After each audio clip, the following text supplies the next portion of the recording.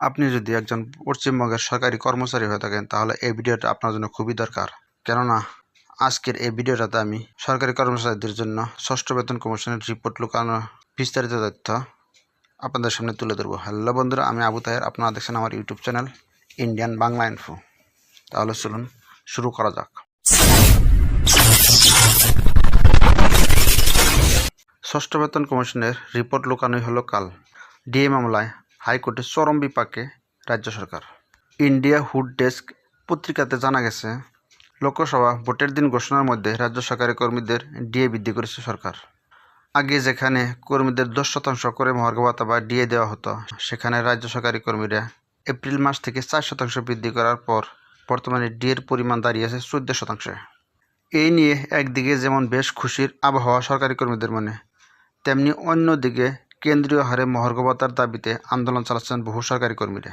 এরই মাঝে এবার রাজ্যের সরকারি কর্মচারীদের ষষ্ঠ বেতন কমিশনের রিপোর্ট নিয়ে উঠে এলো এক চাঞ্চল্যকর তথ্য। ফের বিপাকে পশ্চিমবঙ্গ সরকার। বর্তমানে পশ্চিমবঙ্গের সরকারি কর্মীরা ষষ্ঠ বেতন কমিশনের হিসেবে বেতন ও ডিএ পেয়ে থাকেন, কিন্তু সরকারের পক্ষ থেকে ষষ্ঠ বেতন কমিশনের কথা উল্লেখ করলেও সরকারি কর্মীরা এখনও সেই রিপোর্ট চোখে দেখতে পেল না।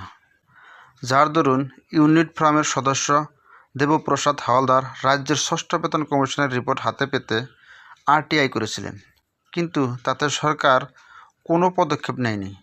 এমনকি সরকারি কর্মীদের সেই রিপোর্ট দিতে বলেছিলেন হাইকোর্টও, কিন্তু তাতেও সরকার সেই নিয়ম মানেনি। তার ফলে দায়ের হয় আদালত অবমাননা মামলা। আর সেই মামলাতে সম্প্রতি সরকারকে নিয়ে কড়া ভাষায় ভর্ৎসনা করল আদালত। রাজ্যকে তীব্র ভর্ৎসনা হাইকোর্টে।